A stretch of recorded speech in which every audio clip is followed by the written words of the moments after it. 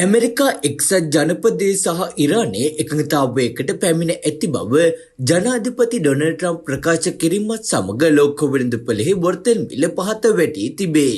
ඒ අනුව ඇමරිකානු WTI වර්ගයේ බොර්තල් බැරලයක මිල පසුගිය දින කිහිපයට සාපේක්ෂව 12.38කින් පහළ ගොස් එහි නව මිල ලෙස $86.73ක් ලෙස වාර්තා වී තිබේ. බ්‍රෙන්ට් වර්ගයේ බොර්තල් බැරලයක් 6.34කින් පහළ ගොස් $83.54ක් ලෙස වාර්තා වී තිබේ. බර්බන් වර්ගයේ බොර්තල් බැරලයක මිල 7.85කින් මිල පහළ ගොස් $83.02ක් ලෙස වාර්තා වී තිබේ. ඒ අනුව ඉරාන ඇමරිකා සාමගිය විසුම ලබන සිකුරාදා ස්විට්සර්ලන්තයේ ජිනීවාහිදී අත්සන් තැබීමට නියමිතව තිබේ.